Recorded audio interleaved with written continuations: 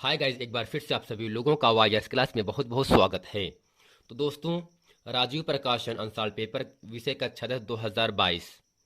दोस्तों 2022 चल रहा है, जबकि दोस्तों जो आपका वार्षिक परीक्षा होगी वह 2023 का होगा। तो दोस्तों इस पूरे वीडियो में सेट नंबर 2 2020 824 इनके कोड में दोस्तों खंड का के प्रश्न नंबर 1 में दोस्तों 4 खंड हैं, का खा गा घा। और दोस्तों प्रश्न नंबर दूसरे का खा और गा, इसके पहले के वीडियो में मैंने अच्छे तरीके से आप लोगों को पढ़ा दिया था। अगर आप वीडियो नहीं देखे हैं तो नीचे डिस्क्रिप्शन में लिंक दिया है, आप वहां जाकर उस वीडियो को देख सकते हैं। तो दोस्तों आज की इस पूरे वीडियो में हम पढ़ते हैं प्रश्न नंबर 3। प्रश्न नंबर 3 में जितने भी खंड हैं, प्रश्न नंबर 4 में जितने भी खंड हैं, उन सभी खंडों को इस पूरे वीडियो में हम अच्छे तरीके से पढ़ने वाले हैं। तो दोस्तों आशा करते हैं कि आप इस पूरे वीडियो को अंत तक जरूर देखेंगे। तो दोस्तों प्रश्न नंबर 3 का आपके सामने यहां से कह रहा है 15 सेंटीमीटर फोकस दूरी वाले 15 सेंटीमीटर फोकस दूरी वाले अवतल दर्पण के सामने 30 सेंटीमीटर की दूरी पर 2 सेंटीमीटर लंबाई की एक वस्तु रखी है। अर्थात दोस्तों यहां आपके सामने जो फोकस दूरी है, जिसे हम स्मॉल एफ से लिखते हैं, स्मॉल एफ का मान दिया है 15 सेंटीमीटर। और दोस्तों यहां से दर्पण के सामने जो वस्तु रखा जा रहा है, अर्थात दोस्तों दर्पण चाहे उत्तल हो या अवतल हो, वस्तु की दूरी को दोस्तों यू से लिखा जाता है और यू का मान दिया है 30 सेंटीमीटर। और दोस्तों इसके साथ साथ ही कह रहा है 2 सेंटीमीटर लंबाई की एक वस्तु रखी है। और दोस्तों वस्तु की लंबाई को हम लिखते हैं ओ से और ओ का मान दिया है 2 सेंटीमीटर। बनने वाले प्रतिबिंब की स्थिति का मतलब दोस्तों होगा जो आपका प्रतिबिंब होता है, जिसे कहते हैं वर्चुअल इमेज, अर्थात आभासी प्रतिबिंब। इसे दोस्तों v से लिखते हैं, तो हमें v का मान ज्ञात करना है। इसके साथ दोस्तों प्रकृति तथा आकार ज्ञात कीजिए। और दोस्तों इसी के साथ प्रश्न नंबर 3 का जो का अथवा का प्रश्न है वो कह रहा है वर्ण विक्षेपण से आप क्या समझते हैं? सूर्य की प्रकाश स्पेक्ट्रम में विभिन्न वर्ण क्यों प्राप्त होते हैं? आइए दोस्तों चलते हैं प्रश्न नंबर 3 का और 3 का खा अच्छे तरीके से हम पढ़ते हैं। अब दोस्तों करते क्या, इसके हल में यहां से लिखेंगे दिया है फोकस दूरी एफ बराबर 15 सेंटीमीटर 15 सेंटीमीटर। लेकिन दोस्तों दर्पण जो है अवतल है, अवतल दर्पण में फोकस दूरी, वस्तु की दूरी u, प्रतिबिंब की दूरी v हमेशा माइनस में होता है। इसलिए दोस्तों यहाँ पे लगाएंगे -15 सेंटीमीटर। और यहाँ से जो दिया है वस्तु की दूरी दोस्तों हम u से लिखते हैं और u का मान दिया है कितना, 30 सेंटीमीटर। लेकिन दर्पण अवतल के नाते माइनस में हो जाएगा। और दोस्तों यहां से कह रहा है वस्तु की लंबाई ओ बराबर 2 सेंटीमीटर। यहां से लिखेंगे वस्तु की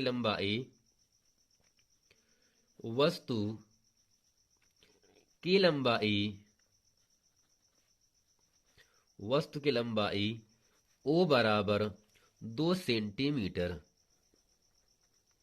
2 सेंटीमीटर। तो दोस्तों हमें यहां से कह रहा है प्रतिबिंब की दूरी ज्ञात करना है, अर्थात दोस्तों हमें v का मान ज्ञात करना है। इसके साथ दोस्तों हमें उसका आकार भी पूछ रहा है, अर्थात हमें I का मान भी आपसे पूछा जा रहा है। अब दोस्तों यहां से करते क्या है, यहां से लिखेंगे दर्पण के सूत्र से, दर्पण के सूत्र से, और फार्मूला होता है 1/f बराबर 1/v प्लस 1/u। अब यहां से करते क्या है, 1/f का मान दिया है -15 बराबर 1/v का मान ज्ञात करना है, जबकि u का मान दिया है -30। अब यहां से होगा -1/15 बराबर 1/v, माइनस प्लस का -1/30 हो गया। और यहां से माइनस जो अपान 1/30 है, इसे कर देते हैं पक्षांतर, तो यहाँ पे होगा -1/15, माइनस में है पक्षांतर होगा +1/30 हो गया, बराबर होगा 1/v। और दोस्तों यहाँ से हर 30 और 15 है, इसका लासा 30 हो जाएगा। 15 पहाड़े में 2 बार पे 30 आता है, 2 इकन्नम दोस्तों 2 होगा, और यहाँ पर होगा 30 इकन्नम 30, 1 इकन्नम 1 बराबर 1/v। तो यहाँ पे होगा -1/30 बराबर 1/v। अब दोस्तों यहाँ से तिरछा गुणा करके v का मान आपको मिला -30 सेंटीमीटर। अर्थात दोस्तों जो आपका अवतल दर्पण है, इसमें दोस्तों वस्तु की दूरी u का मान, यानी जितनी दूरी वस्तु की दूरी है उतनी ही दूरी पर दोस्तों u का मान अर्थात v का मान आपको मिल रहा है -30 सेंटीमीटर। अर्थात दोस्तों अवतल दर्पण में वस्तु की दूरी प्रतिबिंब की दूरी समान है। अर्थात यहाँ से जो आपका वस्तु रखा जा रहा है वह दोस्तों लेंस के दर्पण के जो आपका वक्रता केंद्र है वहां पे रखा जाता है। अर्थात जब कोई वस्तु अवतल दर्पण में सी पे रखा जाता है तब वस्तु की दूरी u का मान और v अर्थात प्रतिबिंब की दूरी हमेशा बराबर होता है। अब दोस्तों यहां से लिखेंगे अतः दर्पण के सामने दर्पण के सामने 30 सेंटीमीटर की दूरी पर 30 सेंटीमीटर की दूरी पर बनेगा। अब दोस्तों यहां से करते क्या लिखेंगे आवर्धन, इसलिए आवर्धन यम बराबर दोस्तों सूत्र होता है I/O बराबर -v/u I अपान, जबकि दोस्तों O का मान कितना है 2 दिया है, माइनस दोस्तों -v का मान कितना दिया है -30, और यहाँ से u का मान है -30। तो माइनस से माइनस कट गया, तो यहाँ से 30 भी कट गया, तो I/2 बराबर -1। और दोस्तों -1 को अपान 1 मान करके तिरछा गुणा करने के I बराबर 2 इकन्नम 2 अर्थात -2 सेंटीमीटर। दोस्तों यहाँ से आ गया वस्तु के प्रतिबिंब की लंबाई, यहाँ से आ गया। अब दोस्तों यहाँ से नीचे लिखेंगे अतः प्रतिबिंब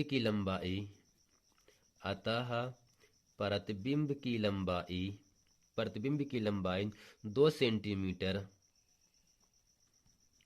2 सेंटीमीटर यह वास्तविक व उल्टा होगा, वास्तविक व उल्टा होगा। तो दोस्तों आशा करते हैं प्रश्न नंबर 3 का जो है ये पूरा प्रश्न आप लोगों को अच्छे तरीके से समझ में आ गया होगा। अब चलते हैं दोस्तों प्रश्न नंबर 3 का जो का अथवा का प्रश्न है, इसको अच्छे तरीके से हम हल करते हैं। तो दोस्तों यह प्रश्न नंबर 3 का जो का अथवा का प्रश्न है वो कह रहा है वर्ण विक्षेपण से आप क्या तात्पर्य है, सूर्य की प्रकाश स्पेक्ट्रम में विभिन्न वर्ण क्यों प्राप्त होते हैं। आइए दोस्तों चलते हैं इस पूरे प्रश्न को अच्छे तरीके से हम हल करते हैं। अब दोस्तों हेडिंग यहाँ से करते हैं काले पेन से प्रकाश का वर्ण विक्षेपण। तो दोस्तों इसके उत्तर में यहाँ से लिखेंगे किसी अपवर्तक माध्यम से गुजरने पर प्रकाश के 2 या 2 से अधिक रंगों में अलग अलग हो जाने की घटना को प्रकाश का वर्ण विक्षेपण कहते हैं। अर्थात दोस्तों जब कोई प्रकाश किसी चिकने तल से टकराता है तो दोस्तों अगर वो 2 या 2 से अधिक रंगों में अलग हो जा रहा है तो दोस्तों इस पूरी घटना को कहा जाता है प्रकाश का वर्ण विक्षेपण कहते हैं। अर्थात किसी अपवर्तक माध्यम से, अर्थात दोस्तों अपवर्तक का मतलब ये होता है टकराने की वजह, यानी कोई ऐसा पालिशदार सतह हो जिससे प्रकाश का परावर्तन हो, अर्थात टकराकर वापस लौटे। यानी जब किसी अपवर्तक माध्यम से प्रकाश टकराता है और दोनों टकराने के बाद तो वह 2 या 2 से अधिक रंगों में विभक्त हो जाता है, अलग हो जाता है। प्रकाश की इस घटना को प्रकाश का वर्ण विक्षेपण कहते हैं। अब दोस्तों यहाँ से नोट में लिखेंगे और समझेंगे। सूर्य की प्रकाश को श्वेत प्रकाश कहते हैं, अर्थात जो आपका सूर्य का प्रकाश होता है, रोशनी होता है, उसे कहते हैं क्या? श्वेत प्रकाश कहते हैं, जिसमें 7 रंगों का प्रकाश मिश्रित रहता है। अर्थात दोस्तों जो सूर्य का प्रकाश होता है उसे कहते हैं श्वेत प्रकाश, और श्वेत प्रकाश में 7 रंग होते हैं। अब दोस्तों में 7 रंग कौन कौन से होते हैं? बैगनी होता है, जामुनी होता है, आसमानी नीला होता है, हरा होता है, पीला होता है, नारंगी और लाल होता है, जिसे हम विबग्योर से याद रखते हैं। और दोस्तों इसके साथ साथ हम ये भी समझ लेते हैं, जब श्वेत प्रकाश को एक प्रिज्म से गुजरते हैं तो बाहर पर्दे पर 7 रंगों के क्रम प्राप्त होते हैं। इन्हीं वर्णक्रम को श्वेत प्रकाश का स्पेक्ट्रम कहते हैं। अर्थात दोस्तों जब श्वेत प्रकाश को किसी प्रिज्म से गुजारा जाता है तो दोस्तों बाहर पर्दे पर हमें 7 रंगों का क्रम प्राप्त हो जाता है। इन 7 रंगों के क्रम को हम कहते क्या हैं? श्वेत प्रकाश का स्पेक्ट्रम कहते हैं। तो दोस्तों आशा करते हैं प्रकाश का वर्ण विक्षेपण किसे कहते हैं और श्वेत प्रकाश का स्पेक्ट्रम किसे कहते हैं, इन दोनों परिभाषाओं को अच्छी तरीके से आप लोगों को समझ में आ गया होगा। अब दोस्तों चलते हैं प्रश्न नंबर 3 का खा पढ़ते हैं। तो दोस्तों प्रश्न नंबर 3 का खा आपसे कह रहा है 60 वाट 220 वोल्ट तथा 100 वाट 220 वोल्ट के 2 विद्युत बल्बों श्रेणी क्रम में 220 वोल्ट के विद्युत मेंस से संयोजित किए जाते हैं, जोड़े जाते हैं। दोनों विद्युत बल्बों में प्रवाहित होने वाले विद्युत धाराओं की गणना कीजिए। अर्थात दोस्तों यहाँ से जो आपका W है यह दोस्तों क्या होगा? आपका वाट। और दोस्तों जो वाट होता है वह शक्ति का मात्रक होता है, तो दोस्तों शक्ति को हम P से लिखेंगे, क्योंकि यहाँ दोस्तों 60 और 100 2 वाट है। इसे दोस्तों हम करते क्या है, इसे पहले को P1 दूसरे को P2 मानेंगे। और दोस्तों जो आपका वोल्ट है यह विभवांतर का मात्रक होता है, तो दोस्तों यहाँ पर भी 2 विभवांतर दिया गया है। तो V1 का मान 220 वोल्ट है और V2 का मान भी क्या है? 220 वोल्ट है। तो दोस्तों P1 और V1 के संबंध में सूत्र होता है प्रतिरोध बराबर होता है V1 स्क्वायर बटे P1। तो दोस्तों हम करते कि यहाँ से प्रतिरोध का मान निकालता है। दोस्तों जो प्रतिरोध है वह दोनों श्रेणी क्रम में जोड़े गए हैं। तो दोस्तों यहाँ से हमें धारा I का मान ज्ञात करना है। आइए दोस्तों चलते हैं प्रश्न नंबर 3 के खा का प्रश्न अच्छे तरीके से हल करते हैं। अब दोस्तों यहाँ से लिखेंगे शक्ति P1 बराबर दोस्तों कितना दिया है? आपका 60 वाट दिया है। और दोस्तों यहाँ से V1 का मान कितना दिया है? 220 वोल्ट दिया है। और इसके साथ यहाँ से P2 का मान दिया था। P2 का मतलब जो आपकी दूसरी शक्ति है वह दिया कितना है? 100 वाट। तो यहाँ पे लिखेंगे P2 बराबर 100 वाट। और दोस्तों यहाँ से V2 का मान कितना दिया है? 220 वोल्ट दिया है। अब दोस्तों करते क्या है, शक्ति P और V के संबंध में सूत्र होता है। लिखिए प्रतिरोध R1 बराबर प्रतिरोध R1 बराबर V1 स्क्वायर बटे P1, V1 स्क्वायर बटे P1। और यहाँ पर भी दोस्तों क्या होगा?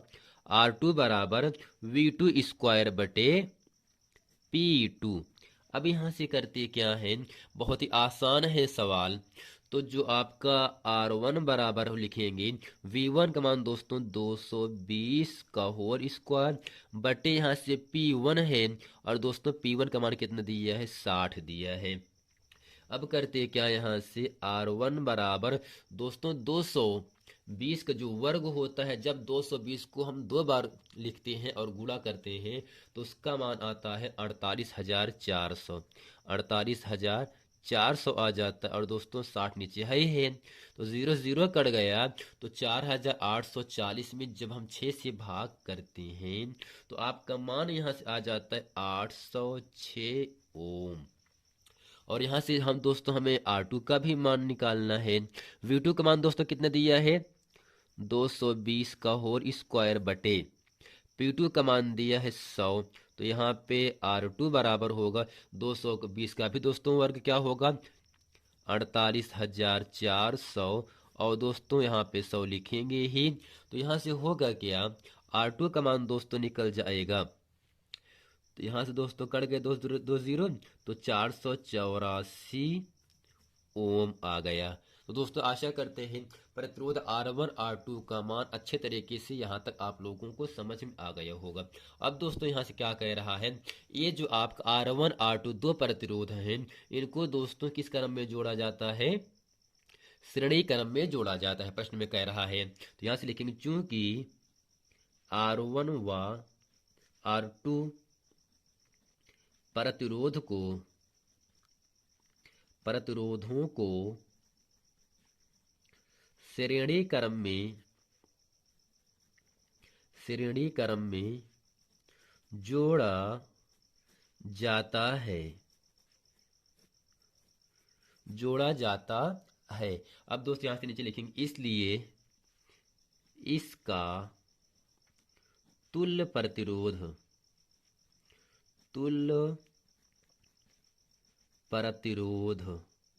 और दोस्तों जो आपका तुल्य प्रतिरोध है इसे लिखेंगे R बराबर, और दोस्तों तुल्य प्रतिरोध का फार्मूला क्या होता है, R1 प्लस R2। अगर दोस्तों समांतर क्रम में होता तो 1/R बराबर 1/R1 प्लस 1/R2 हो जाता।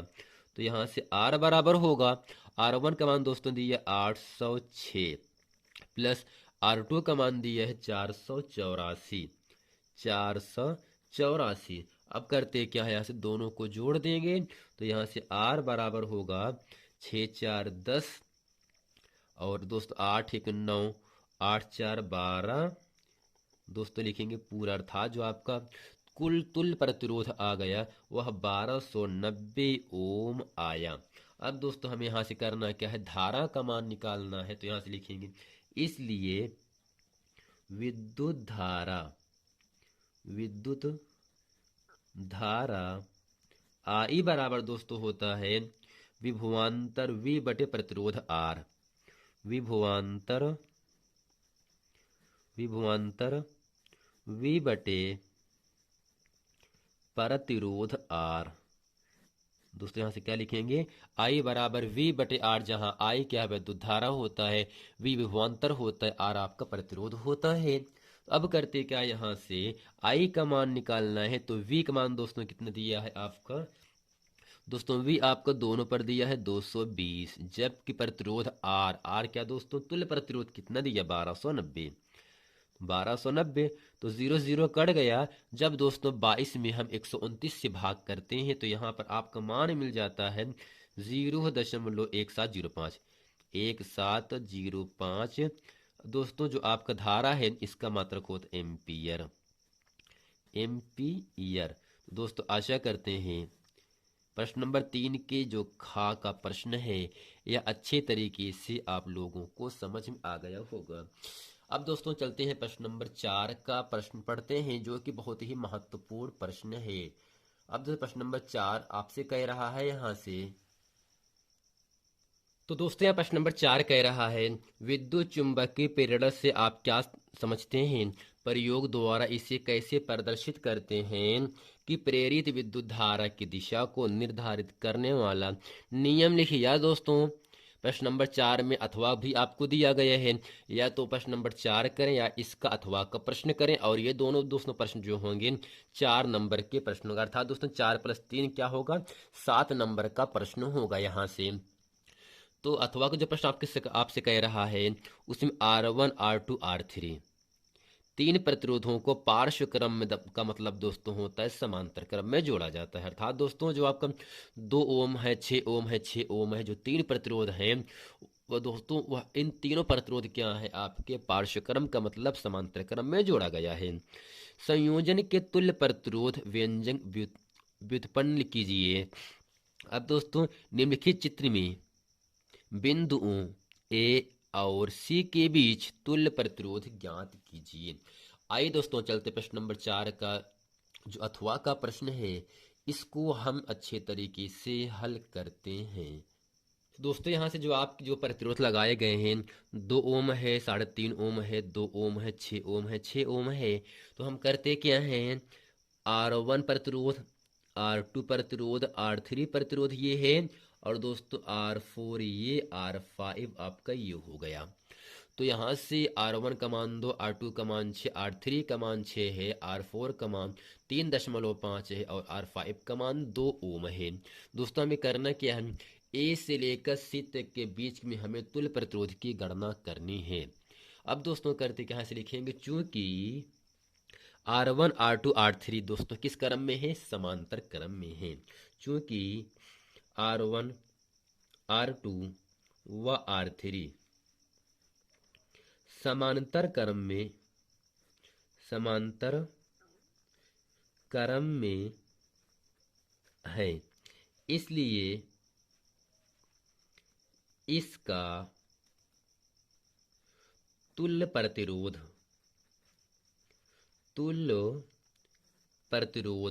अब दोस्तों इसको लिखेंगे 1/R बराबर होता है 1/R1 फिर प्लस 1/R2 प्लस 1/R3।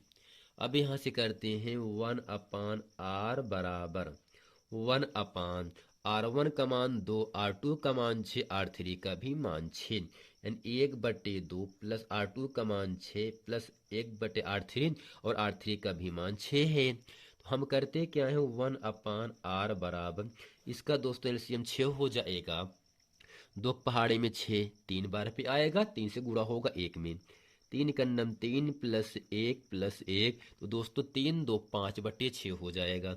तो 1/R बराबर 5/6। अब दोस्तों करते क्या है, तो R का मान क्या होगा यहाँ से 6/5। अब दोस्तों 6 में हम करते क्या, 5 से भाग करेंगे, 5 का नम 5 हो गया, 6 में से 5 का 1 दशमलव उतार दो 0 और 5 दिन दोस्तों क्या होगा आपका 10 हो जाएगा। अर्थात यहाँ से जब R बराबर हो जाएगा 6 में 5 से भाग करने पर 1.2 ओम प्रतिरोध दोस्तों क्या हो गया आपका R1 R2 R3 का तुल्य प्रतिरोध हो गया। अब दोस्तों इन तीनों प्रतिरोधों का जो आपका तुल्य प्रतिरोध आया वह 1.2 ओम है, लेकिन 1.2 ओम 3.5 और 2 ओम यहाँ दोस्तों किस क्रम में है, आपके श्रेणी क्रम में है। तो यहाँ से लिखेंगे चूंकि यहाँ दोस्तों R कामा R4 व R5 श्रेणी क्रम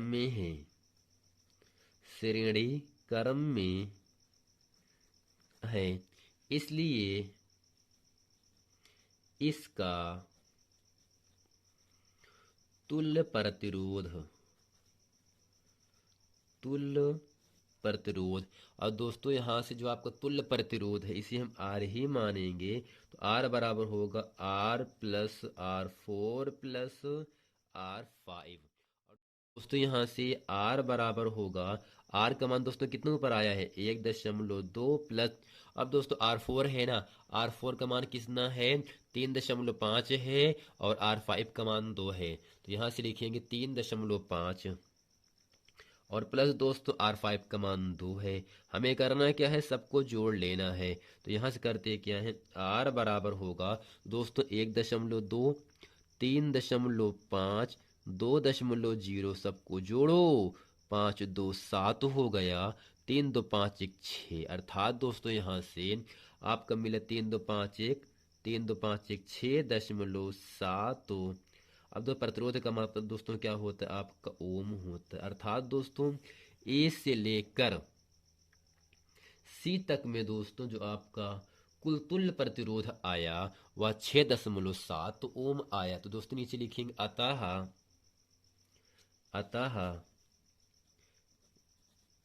ए व सी के बीच का